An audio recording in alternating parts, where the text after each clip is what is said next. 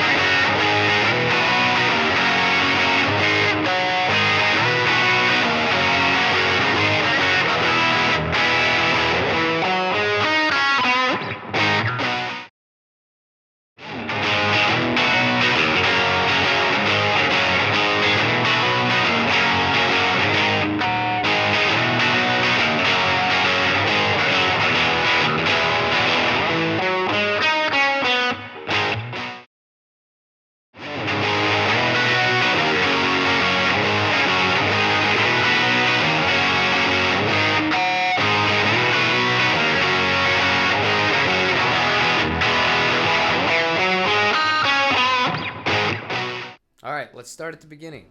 Clip number 1 was the ES339. Clip number 2 was the McCarty 594. Clip number 3 was the Telecaster. And clip number 4 was the CE24. Now I know on a test like this, once you introduce a fair amount of gain, that it's going to be a lot harder to tell these apart. Overall, I think one good takeaway is, yes, they do sound different. I can tell which one is which. But it does show that you can get away with basically any of these kinds of guitars, or really any guitar, as long as the electronics are decent on it. For these kinds of tones, and in general in a recording environment, it's not going to be the end of the world when you're tracking. Now obviously ones will sound better than others, and when you start sitting them in the mix with other instruments, that's when a few certain ones like the Telecaster, and in my opinion the CE24, are really going to stand out. So quickly, I'd like to show that. Now in these clips that are coming, I've introduced the bass guitar and the drum kit. None of this is actually mixed. This would just be all raws, light level movements. Nothing as far as edits or EQing has been done to any of these. Just raw tracked in the studio.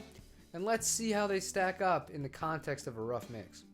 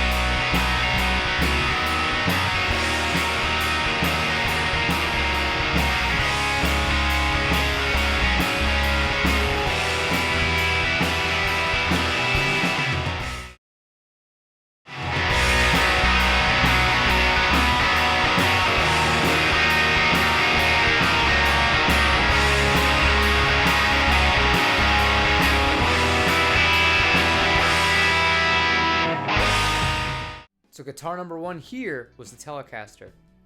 Guitar number 2 was the 339.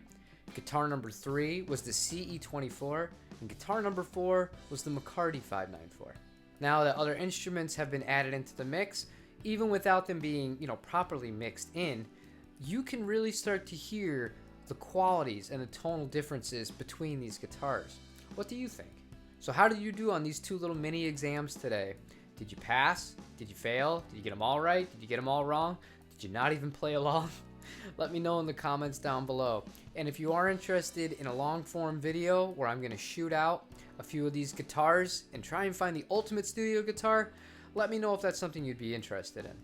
Until then, leave me a like if you like what I'm doing, subscribe if you have not, and we'll be back tomorrow with another guitar video.